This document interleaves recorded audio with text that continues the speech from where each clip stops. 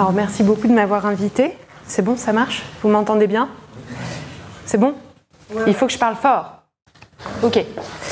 Alors, donc moi je vais vous parler un petit peu des innovations en cours d'essai ou bientôt accessibles dans les neuropathies immunitaires. Alors, c'est quoi les neuropathies immunitaires pour moi? C'est la PIDC en grande majorité, hein, c'est les patients que je vois le plus. La polyradiculonévrite chronique, ça veut dire la même chose, hein, PIDC, PRNC. C'est aussi la NMMBC, la neuropathie motrice à bloc. Et en deux diapos, je vais aussi parler de la neuropathie anti-MAG. Je ne sais pas si vous la connaissez. Donc en fait, c'est plusieurs groupes de maladies, enfin plusieurs maladies dans ce groupe. Donc, je vais faire des métaphores un peu guerrières, parce qu'on est avec vous, à vos côtés, dans ce combat pour ces maladies. Quelle est la cible dans la polyradiculonévrite chronique, dans la PIDC et dans les autres maladies aussi? La cible, c'est la myéline, c'est la gaine des nerfs. Hein, c'est ce petit manchon qu'il y a autour du fil électrique de vos neurones. Dans la polyradiculonévrite chronique et dans les autres maladies dont on va parler aujourd'hui, la conséquence de l'attaque sur la myéline, ça s'appelle la démyélinisation. Le câble perd sa gaine. Et quelle est la conséquence? Ça dépend du neurone. Si c'est un neurone moteur qui va vers les muscles, on va avoir une faiblesse motrice. Si c'est un neurone de la sensibilité, on va avoir un engourdissement. On va avoir des problèmes d'équilibre pour la perception de soi-même dans l'espace et éventuellement des douleurs. C'est pas systématique, les douleurs. Les douleurs, c'est compliqué parce que c'est pas normalement des fibres avec de la myéline. Donc on pense que c'est une toxicité de voisinage. Mais bon, ça, on pourra en parler une autre fois si vous voulez. En tout cas, évidemment, c'est l'atteinte motrice et ou l'atteinte sensitive qui vont générer le handicap, qui vont gêner le patient dans sa vie de tous les jours. Alors maintenant, les troupes. Qui est engagé dans cette attaque contre soi-même, dans cette attaque contre la myéline dans le corps humain? Alors, l'usine, à la base, c'est les lymphocytes B. Les lymphocytes B, c'est des globules blancs qui vont sécréter ce qu'on appelle des anticorps. D'accord? Dans la vie de tous les jours, ça sert à lutter contre les bactéries, contre les allergènes, un peu contre les virus, mais surtout les bactéries. D'accord? Donc normalement, c'est pour se protéger du monde extérieur. Et parfois, il y a des lymphocytes B qui vont se mettre à reconnaître soi-même, et en particulier à reconnaître la myéline, et qui vont donc aller attaquer la myéline. D'accord? Donc, ce que j'ai utilisé comme image, c'est que le lymphocyte B, c'est le fabricant de drones qui envoie des drones, des anticorps, qui vont vers la myéline. D'accord? Alors, il y a quand même un système, normalement. Et ça, c'est intéressant parce que pour l'instant, ce n'est pas trop des cibles thérapeutiques, mais normalement, nos nerfs, ils sont protégés du sang par une barrière, comme une frontière, avec une défense antiaérienne qui est censée empêcher le système immunitaire d'aller à l'intérieur. C'est ce qu'on appelle la barrière hémato-nerveuse. Et elle est perméable dans la PIDC et dans d'autres maladies. Donc ça, c'est probablement aussi des choses qu'on verra peut-être arriver dans quelques années, d'accord ? Et en tout cas, il y a un autre système qu'on voit arriver là, qui est une cible actuellement dans les nouveaux traitements, c'est le complément. Le complément, c'est un truc totalement aspécifique. C'est comme les obus terminaux à la fin de... C'est comme si le drone, il avait un petit obus avec lui et qu'il le lâchait, d'accord? Mais en fait, ces obus-là, ils ne reconnaissent pas la myéline. C'est des obus utilisés à la fin, quoi, d'accord? Donc c'est ce qu'on appelle le système du complément. Donc, qu'est-ce qu'on peut essayer de faire avec les médicaments pour lutter contre cette mutinerie? Comment on peut se défendre? On peut aller tuer les lymphocytes B, donc mettre des traitements pour tuer ces globules blancs. Peut-être que vous connaissez déjà le rituximab, qui est un anticorps qui reconnaît les lymphocytes B et qui les tue. Mais vous voyez, il y a d'autres médicaments qui marchent. Les corticoïdes, les corticoïdes ont un effet assez vaste sur le système immunitaire, mais un des effets, c'est que ça diminue la réplication des lymphocytes. D'accord ? Vous avez vu, il y a greffe. Il y a des gens qui ont fait des greffes de moelle, figurez-vous, pour tuer les lymphocytes B. Mais il y a d'autres médicaments qui vont arriver, qui vont être plus innovants et qui vont justement avoir pour cible les lymphocytes B. Deuxième éventuellement acteur qu'on peut cibler, c'est les drones. Donc c'est aller finalement empêcher ces anticorps d'être néfastes sur la myéline. Et là, vous allez reconnaître des médicaments, les immunoglobulines intraveineuses. C'est la régulation des anticorps par les anticorps. Quand vous noyez les méchants anticorps dans plein de gentils anticorps, en proportion, ils deviennent beaucoup moins méchants. D'accord ? Quand vous faites des échanges plasmatiques, c'est comme une dialyse. On retire du corps les anticorps. Donc là, c'est l'effet inverse. On diminue la quantité globale des anticorps dans le sang, donc on enlève les méchants anticorps. Et il y a des nouveaux médicaments qui arrivent, qui ont un peu cette philosophie-là. Essayer de nettoyer, d'épurer ou de noyer les anticorps. D'accord ? Et enfin, on peut aller attaquer les obus et inhiber le système final, néfaste sur la myéline, qu'est le complément. D'accord ? Donc ça, c'est pour vous expliquer un peu la physiopathologie, c'est-à-dire le mécanisme de la maladie et où se situent les médicaments. Alors là, je vais m'arrêter sur quelques diapos sur les principes du traitement. Évidemment, en général, je ne sais pas quelles sont les histoires de vos propres parcours, mais souvent, les gens arrivent chez le médecin parce qu'ils ont un handicap, ils ont un symptôme qui les gêne. D'accord ? Tant que c'est des fourmillements non douloureux, parfois on laisse traîner. Mais quand on a du mal à marcher parce qu'on a un trouble d'équilibre, quand on a une perte de force dans les mains, et bien là on consulte. Et souvent, nous, du côté médical, c'est sur ces gènes-là, génératrices de handicap dans la vie de toujours, qu'on va se cibler pour essayer de répondre à la gêne du patient. Donc c'est vrai que ça, c'est pas anodin. Dans les recommandations internationales aujourd'hui dans ces maladies-là, les indications des traitements autres que des symptômes. Par exemple, évidemment, quand on a mal, il faut mettre un traitement pour la douleur, bien sûr. Mais pour le handicap, pour la gêne gestuelle ou à la marche, c'est ça l'indication pour mettre les traitements. OK ? Donc, nous, on a des scores. Alors ça c'est terrible de mettre les gens dans des cases avec des scores, mais ça nous permet d'imaginer le patient quand on présente à des collègues qui ne connaissent pas le patient. Et donc les scores qu'on utilise souvent, c'est ONLS et INCAT. Je ne sais pas si vous avez déjà vu ça. Voilà. Et donc aujourd'hui, quelles sont les recommandations dans la PIDC ? Aujourd'hui, la première ligne, les premiers traitements qu'on met, c'est ce qu'on appelle de l'immunomodulation. C'est-à-dire que ce n'est pas censé générer chez le patient une baisse de ses défenses immunitaires contre les bactéries et les virus. D'accord ? On appelle ça l'immunomodulation par rapport à l'immunosuppression qu'on ne sortira qu'après si on n'y arrive pas, où là on génère un déficit immunitaire. Les gens sont immunodéprimés avec un immunosuppresseur. Et en plus, l'immunomodulation, la plupart du temps, ça suffit. On n'est pas obligé d'aller jusqu'à l'immunosuppression. Et donc là, vous connaissez les noms des médicaments, c'est les IgIV, donc les fameux anticorps, qui existent aussi en sous-cutané, IG sous-cute.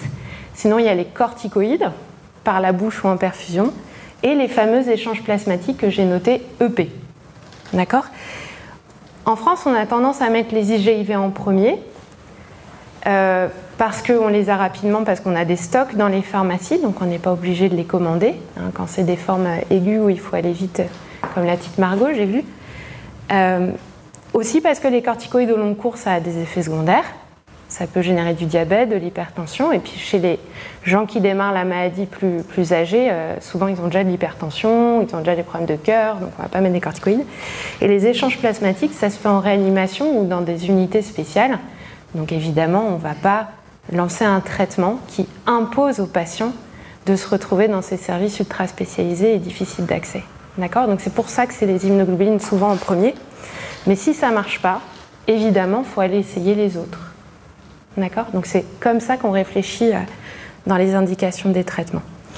Et les immunosuppresseurs, à l'heure actuelle, avant toutes ces innovations dont je vais vous parler, en France, on fait 3 choses. C'est le rituximab, l'endoxan et moins de 10 patients ont été autogreffés de moelle en France. D'accord ? Ça, c'est pas les PIDC tout venant, c'est des gens extrêmement sévères, avec des maladies très très compliquées, parfois qui ont démarré très tôt dans la vie, mais c'est des patients qui, on n'arrive vraiment pas à ce qu'ils aient une vie quotidienne qui leur permettent d'aller à l'école ou même juste d'être autonomes à la maison. Hein. C'est souvent des gens, on n'arrive pas à ce qu'ils remarchent avec ces traitements-là. D'accord ? C'est des cas très rares. Et pour vous dire, maintenant, dans la filière, on essaye de discuter tous ces cas-là. D'accord ? À l'échelle nationale, il y a des réunions pour discuter ces cas très graves. Et il y en a une par mois. Donc là, c'était une diapo que je donne à mes étudiants d'habitude, donc elle est un peu compliquée. Mais ça veut dire quoi répondre à un traitement ? Ça veut dire quoi être répondeur ? Vous allez me dire, c'est se sentir mieux. On est d'accord. Ben, nous, on va essayer de le chiffrer pour faire les choses bien. Parce que si le patient revient un an après en disant « je suis moins bien », ah oui, mais alors vous étiez comment ? Ah, je vais regarder les scores. Et voilà. Donc c'est pour ça qu'on fait plein de métriques, en fait. Et vous allez reconnaître INCAT. Alors, nous, il y a ONLS, en France, on l'utilise beaucoup.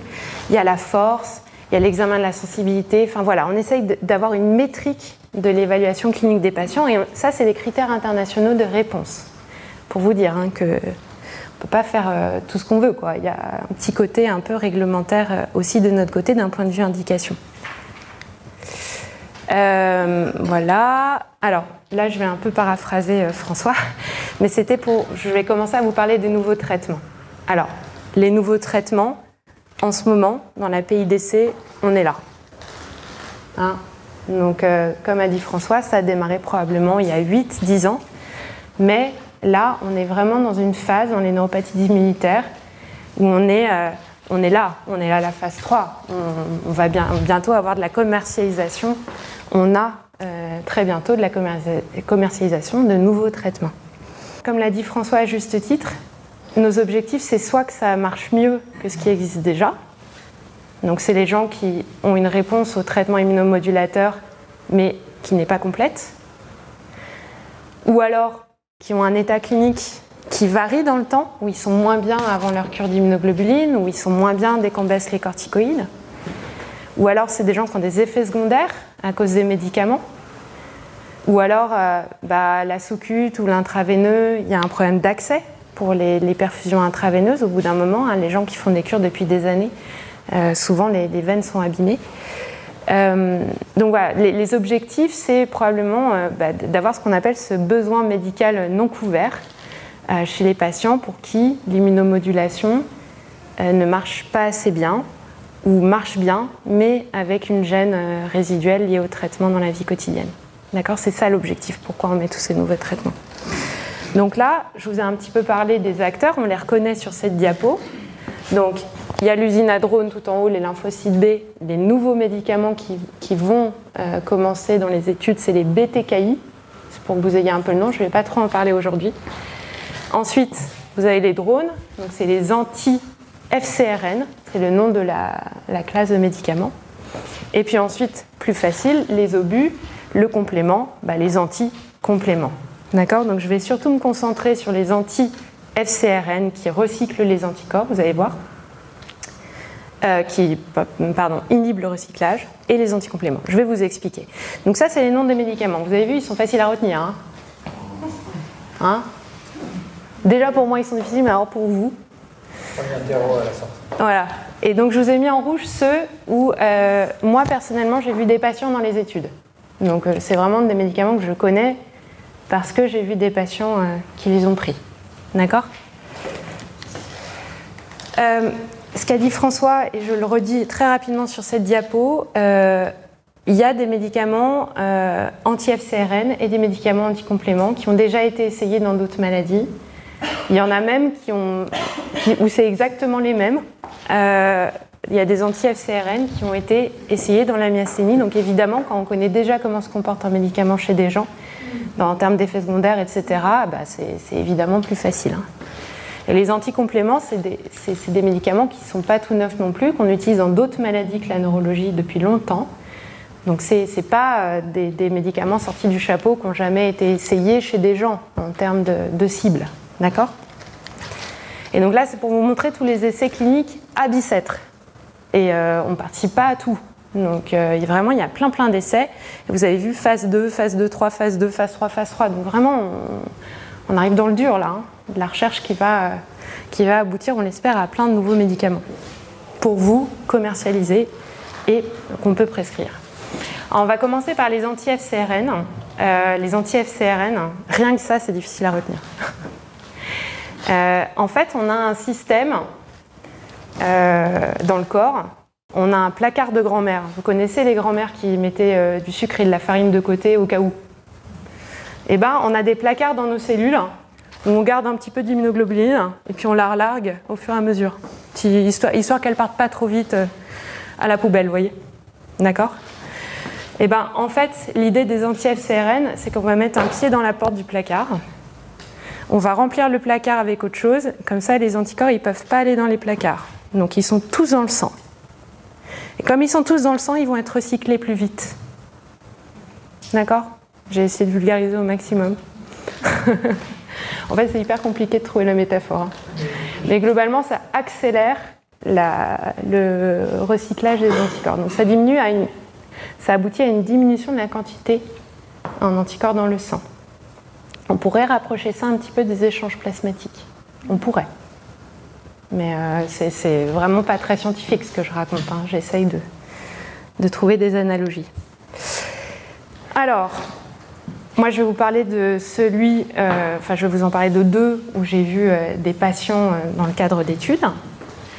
Donc, l'efgartigimod, c'est le fameux Vyvgart, qui est donc aujourd'hui commercialisé dans la myasthénie, qui a donc son AMM européenne et qui va bientôt arriver sur le marché, nous l'espérons.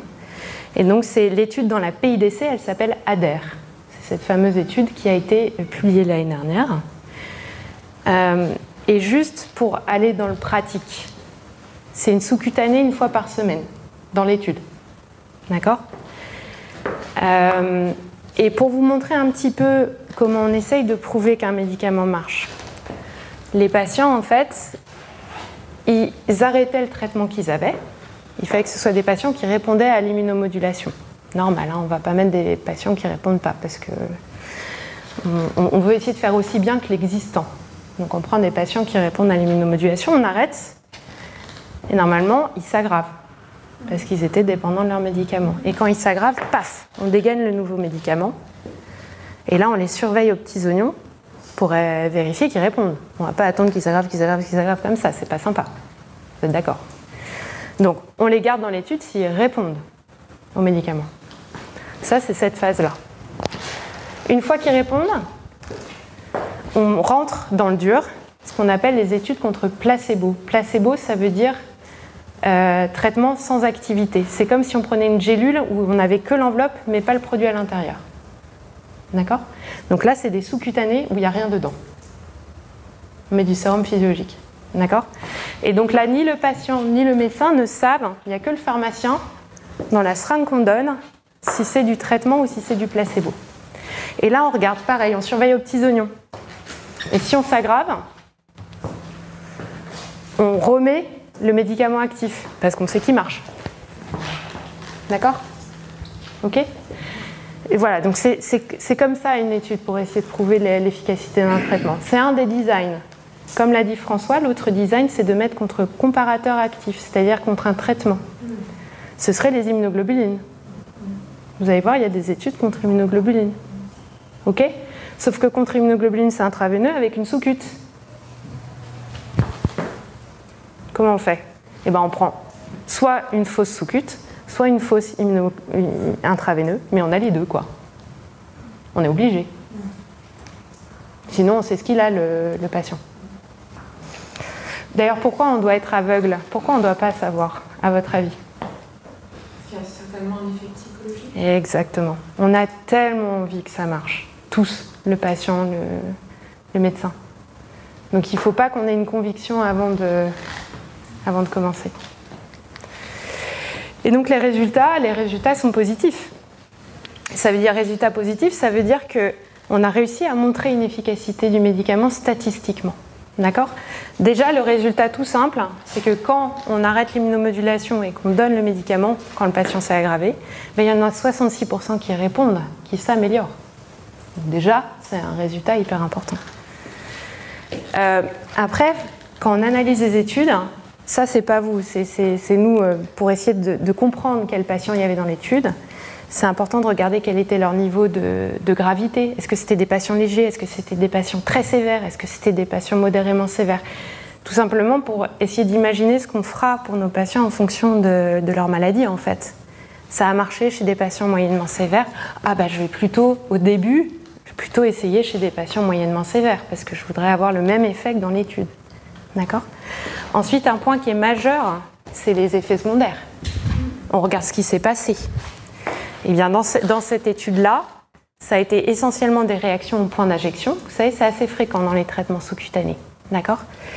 Alors, c'est soit au point d'injection, soit des réactions, ça peut être parfois général, des gens qui peuvent avoir des petits frissons ou des petites éruptions. Quand on dit réaction à l'injection, je dis en général, hein, je ne dis pas dans cette étude, mais c'est les deux types. C'est soit au point d'injection, soit un peu général. D'accord? Donc vous, c'est intéressant de regarder si c'est l'un ou l'autre, ou les deux, qui ont été décrits.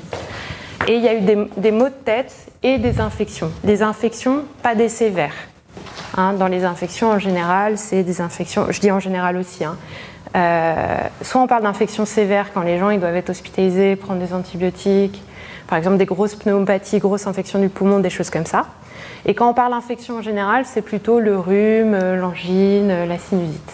Hein, on n'est pas hospitalisé. Parfois, on ne prend même pas du tout d'antibiotiques, c'est juste un virus, quoi. D'accord ? Et ça, vous allez, enfin, avec tous les nouveaux médicaments, vous allez avoir ces effets secondaires qui vont être évoqués avec le médecin parce qu'on raconte en fait ce qui a été vu pendant les études. D'accord ? Tout est déclaré pendant une étude. Vous faites un Panari, c'est déclaré. Vous vous pétez la cheville parce que vous avez fait un accident de vélo, c'est déclaré. D'accord ? Donc là, il y a une autre étude qui s'appelle le RISE, qui est en cours aussi à Bicêtre. Donc c'est un autre anti-FcRn. Et lui, il est en intraveineux, 2 fois par mois. Il y a comme projet que ça passe en sous-cutané, mais ça aussi, c'est le mode d'administration entre IV et sous-cutané. Voilà. Hein, le Vyvgart, il existait en IV. Et là, il a été essayé en sous-cut dans la PIDC. Donc, un médicament en intraveineux, souvent peut exister en sous-cutané. Regardez les immunoglobulines. IgIV, IG sous-cut. OK ? Mais effectivement, le labo a voulu vite commencer l'étude parce qu'effectivement, il y a pas mal d'études en ce moment. Donc, plus ils attendent et moins ils ont de chances de sortir un résultat positif et de pouvoir aller au bout du développement de leur médicament. Alors maintenant, deuxième catégorie de traitement, c'est les anticompléments. Alors, tout de suite, déjà, les anticompléments, c'est des médicaments qu'on utilise depuis longtemps dans d'autres maladies, hein, les vieux anticompléments. Donc, on connaît bien. Les anti-FcRn, c'est plus récent comme catégorie de médicaments. Les anticompléments, on a déjà un petit peu de culture. Et on sait que le complément est extrêmement important dans la lutte contre certaines bactéries. Et en particulier les bactéries de la méningite. Donc, pourquoi je dis ça ? Parce qu'il y a des médicaments où parfois il faut faire des vaccins avant. Et bien les anticompléments, il faudra être vacciné pour la méningite. D'accord ? Pour le rituximab, je vous en ai parlé au début, il faut être vacciné contre le pneumocoque. Voilà. Donc ça n'était pas encore trop le cas dans les neuropathies immunitaires, mais par exemple dans la sclérose en plaques, dès qu'on posait le diagnostic, on faisait la mise à jour des vaccins. On fait la mise à jour des vaccins parce qu'on a des médicaments derrière qu'on devra prescrire où il faudra être protégé contre certaines bactéries. Je pense que dans la PIDC, maintenant, ça va devenir important d'être bien à jour de ces vaccins obligatoires et éventuellement d'envisager assez tôt dans la maladie de se vacciner contre le pneumocoque et le méningocoque pour pouvoir avoir accès à tous ces traitements sans être obligé d'attendre, de faire les vaccins, le rappel, nanana. OK ? Ça, c'est une nouvelle problématique dans la PIDC. Et il y a même des anticompléments. Alors, ce n'est pas le cas de ceux qui sont essayés dans la PIDC et les autres neuropathies immunes qui ne ciblent qu'une partie, il y a plusieurs voies du complément, et ça n'en cible qu'une, donc c'est moins à risque infectieux. Mais il y a des anticompléments, les anticompléments historiques, qui sont tout au bout de la chaîne, donc il n'y a aucun complément qui peut fonctionner dans le corps. Et bien ces patients-là, ils sont sous antibiotiques tous les jours. Ils prennent de l'amoxicilline tous les jours en continu. Pour vous dire un peu quand même que, voilà, ça c'est les vieux anticompléments. Dans la PIDC, il n'y a qu'une voie parmi les 3 qui existe, qui est ciblée. Donc, il n'y a pas ces recommandations par rapport aux compléments parce qu'il y a les autres voies qui permettent de récupérer l'activité antibactérienne. à chaque nouvelle classe de médicaments, nouveaux effets biologiques, nouvelles précautions, d'accord ? Alors, à Bicêtre, on a participé à cette étude qui n'a pas de petit nom facile, sinon je vous l'aurais mis. Le nom du médicament, c'est Riliprubart. Et là, c'était une étude contre rien. C'était juste, on arrêtait l'immunomodulation et on mettait le médicament à la place. Et on regardait si ça marche et on regarde les effets secondaires. Donc c'est un vrai phase 2. D'accord ? Et il y avait 3 groupes. Là, c'est intéressant, vous allez voir, parce qu'ils ont pris des patients qui n'avaient jamais eu de traitement, donc des PIDC nouvellement diagnostiqués, des patients réfractaires qui ne répondaient à rien. Ah bah super, on les voit arriver dans les études, ces patients-là. Moi, j'étais contente. Hein. Et les patients traités habituellement par leurs immunoglobulines ou leurs corticoïdes ou leurs échanges, comme dans l'étude dont je vous ai parlé avant. Donc 3 groupes. 3 salles, 3 ambiances, on pourrait dire. D'accord ? Et des résultats qui ont été positifs dans les 3 groupes. Donc c'est super, les réfractaires là. Nous, on n'avait rien à leur proposer. On allait au rituximab, à l'endoxan, à la greffe. Voilà, on a éventuellement cette nouvelle, cette nouvelle indication. Alors c'est une phase 2, hein, donc il faut le confirmer avec une phase 3. Vous vous souvenez du schéma. Donc là maintenant, alors les effets secondaires, bon, ils ont tous été vaccinés, hein, donc il n'y a pas eu de méningite, mais c'était surtout des céphalées et des infections, donc comme je vous disais, plutôt des rhumes, nasopharyngite, hein, ou des angines, et c'était l'époque du Covid, donc il y a eu des Covid. Ok ? Et ils ont eu mal au dos aussi. Rien à voir, c'était pas des piqûres dans le dos, hein. C'est des sous-cutanés, alors c'est des sous-cutes une fois tous les 15 jours ou toutes les semaines, je sais plus. C'est toutes les semaines, je pense. Moi, j'ai voyé tous les 15 jours, mais c'est toutes les semaines. Et donc, 2 études de phase 3 qui sont en cours. Une pour les patients réfractaires qui ne répondaient pas à l'immunomodulation. Donc, je suis vraiment contente pour ces patients-là. Et une pour les patients dépendants au long cours aux immunoglobulines ou aux corticoïdes. Et donc, ces études-là, elles sont en cours. D'accord ? Alors, il y a d'autres anticompléments. Il y en a un qui s'appelle l'Empasiprubart. Et celui-là, moi, je ne l'ai pas encore utilisé dans le cadre d'essais, mais ça va arriver. Et ça arrive un peu en même temps dans la PIDC et la neuropathie à bloc. D'accord ? Donc, lui, il est contre placebo. Vous avez vu ? Placebo, immunoglobuline.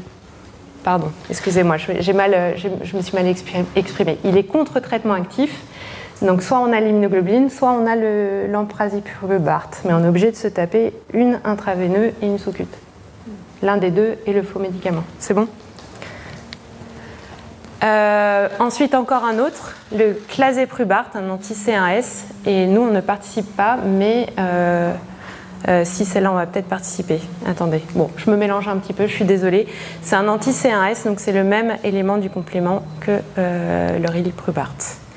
Il y a d'autres cibles dans la PIDC, et il y en a une que je trouve très intéressante, qui est un peu passée sous les radars en ce moment, qui est l'idée de mimer l'effet des immunoglobulines intraveineuses.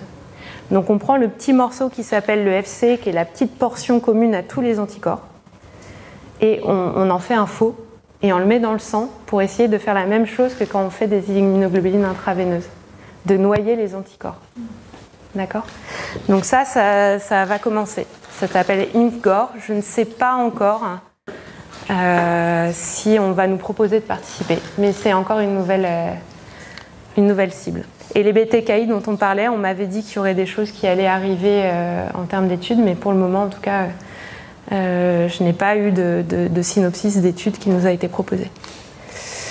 Alors le rituximab. Le rituximab, c'est un vieux médicament. C'est un vieux médicament. Il est dans le domaine public, il y a des génériques. Donc autant vous dire qu'il n'y a pas de labo pharmaceutique pour faire un essai d'innovation sur un vieux médicament. C'est les médecins dans les hôpitaux qui vont faire des études. Ça s'appelle des études des PHRC en France, des études institutionnelles, où on essaye un médicament comme ça qui est déjà commercialisé. C'est les Italiens qui l'ont fait, donc nous on est un petit peu jaloux, on aurait bien aimé que ce soit en France, mais c'est les Italiens, ils ont été meilleurs là. C'est comme pour les tomates. Ils ont fait un essai randomisé. D'abord, ils avaient fait un essai en ouvert, puis après, ils ont fait un essai randomisé, placebo contre Redux, pour voir s'ils arrivaient à diminuer la dépendance aux immunoglobulines. Ça n'a pas marché. Ça n'a pas marché. On pense qu'il y a des patients chez qui ça marche, mais on ne sait pas lesquels. Et ça, il va falloir qu'on étudie, qu'on comprenne, pour pouvoir refaire des études. Alors, la NMMBC, la neuropathie à bloc, je trouvais ça vraiment important d'en parler, parce que c'est une neuropathie immunitaire qui n'atteint que les nerfs moteurs. Donc c'est comme la PIDC, mais que des nerfs moteurs. Et la particularité, c'est qu'il y a un anticorps qui est très très souvent retrouvé chez ces patients-là, qui s'appelle anti-GM1. Bon, c'est le nom de l'anticorps. Et il y a une particularité très étonnante dans cette maladie, c'est que c'est un déficit moteur. Vous mettez la cure d'immunoglobuline, et je vous jure, en 2 jours, ça marche. Dans la PIDC, en général, ça met un peu plus de temps. Ça met plusieurs semaines. Donc il y a vraiment un effet très particulier des immunoglobulines dans cette maladie-là. C'est très particulier. C'est un peu différent de la PIDC. Et les corticoïdes et les échanges plasmatiques et le rituximab ne marchent pas. Dans la neuropathie à bloc, c'est vraiment les immunoglobulines qui particulièrement marchent. Donc on va plutôt aller là ou aller là. Vous êtes d'accord? Le complément ou le recyclage des anticorps.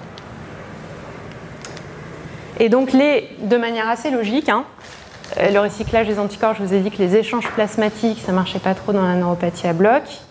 Donc, de manière assez logique, on est allé vers les obus, on est allé vers les anticompléments. Et donc, aujourd'hui, les essais dans la neuropathie à bloc, c'est surtout des anticompléments. Et donc là, il y a eu une étude de phase 2 qui a été faite avec l'empasiprubart, le fameux où je vous ai dit qu'il y avait des essais à la fois dans la PIDC et la neuropathie à bloc. Et les premiers résultats de cette étude sont positifs. Donc on est content parce que pour le coup, dans cette maladie-là, c'était immunoglobuline intraveineuse, point. D'accord? Donc voilà, moi j'avoue que je suis très contente pour les patients. Et on attend de voir l'étude de phase 3 en passion qui débute là. OK? Donc, qui va être en double aveugle contre traitement actif, donc contre l'immunoglobuline intraveineuse, ou l'un des deux est le placebo, comme je vous ai raconté. Donc il y a une autre étude sur un autre anticomplément qui est en train d'ouvrir, et ça je sais que c'est les Marseillais en France qui ont pour le moment déclaré qu'ils allaient participer. Et je termine, pile à l'heure, par la neuropathie anti-MAG. La neuropathie anti-MAG, c'est un anticorps monoclonal, donc c'est encore un autre truc. Vous savez ce que ça veut dire, anticorps monoclonal? Vous connaissez... est-ce que vous connaissez le lymphome comme maladie? Ce nom. C'est un lymphocyte B qui va se multiplier, prendre toute la place au sein des lymphocytes B. Ce qui fait que quand vous faites une électrophorèse, vous savez ces jolis dessins là, dans les résultats de biologie, vous avez un pic de l'anticorps produit par ce fameux lymphocyte B majoritaire, d'anticorps monoclonal, un clone, une cellule à l'origine de tout ça. Et bien dans la neuropathie anti-MAG, c'est une maladie clonale, c'est un anticorps clonal. Contrairement aux autres maladies où c'est polyclonal, c'est plusieurs lymphocytes B qui sont différents, qui sont à l'origine de la maladie. Là, c'est une cellule et ses divisions. D'accord ? Donc, de manière assez logique, on a envie d'aller taper dans cette population clonale B, quoi. Hein ? Et cette maladie-là, aujourd'hui, l'immunomodulation ne marche pas très très bien. Et on pense que le rituximab marche. Beaucoup de difficultés à le prouver aussi. C'est très difficile de faire des études. Peut-être des vrais chimios un peu plus costauds comme dans le lymphome, pareil, on cherche à le prouver. Et ces nouveaux médicaments qui ciblent lymphocyte B, on les retrouve, les BTKI. Et donc pour vous dire qu'aujourd'hui, il y a 2 essais. Il y a un essai sur une add-on thérapie, donc on met le fameux rituximab plus un BTKI. Et une autre étude où, pareil, rituximab, plus on ajoute un BTKI, sauf que cette étude-là, elle est aux États-Unis, elle est très bizarre, parce que c'est anti-MAG au milieu de plein d'autres neuropathies. L'analyse de cette étude-là, ça va être costaud. Mais en tout cas, celle-là, voilà, MAGNAZ. Et c'est quand même, pour vous dire, les premières études qu'on voit arriver dans les neuropathies anti-MAG avec des nouveaux médicaments. Hein. Donc là, pareil, c'est une révolution. Donc ça, c'est un tableau résumé, sorti d'une magnifique... Oui, il est beau, hein. C'est pour ça que je vous l'ai mis en dernier, hein, parce que... mais il est beau. Hein, il prend tous les différents acteurs, hein, tous les mécanismes d'action des médicaments. Et donc, vous voyez quand même, on en a 3 nouveaux, quoi. 3 nouveaux. Donc, c'est une nouvelle ère hein, qui s'ouvre dans la neuropathie immunitaire. En espérant, hein, ce que disait François, et je suis sûre que vous êtes d'accord, que surtout vous, dans la vie quotidienne, ça va changer les choses. Et moi, un des trucs fondamentaux, c'est l'accessibilité aux immunoglobulines. Vous savez, il y a eu toutes ces pénuries. Vous vous souvenez, pendant le Covid, là, il n'y avait plus de donneurs qui allaient dans les centres. Donc, vous avez changé de classe, vous avez dû arrêter, il y a eu des retards. À chaque fois, on arrive à peu près à s'en sortir parce qu'on est encore assez compétitif en France. Mais à l'échelle mondiale, il y a de plus en plus de pays qui peuvent se payer des immunoglobulines. Hein. Donc la pénurie, c'est un vrai problème. Donc le fait que ce soit des médicaments qui sont synthétisés en laboratoire, ça va quand même nous permettre d'être moins stressés en cas de pandémie ou en cas... Voilà, de tous les pays émergents, et tant mieux pour eux, hein, qui ont accès à ces médicaments à base de donneurs humains. Surtout s'ils payent plus. Comment ? Et qui paye plus. Et qui n'ont pas une sécu qui négocie hein, pour les prix des médicaments. Vous savez qu'en France, on est parmi ceux qui payent le moins cher les médicaments. Hein. Vous savez ça. Donc voilà, j'ai terminé mon topo et je suis ouverte à toutes vos questions.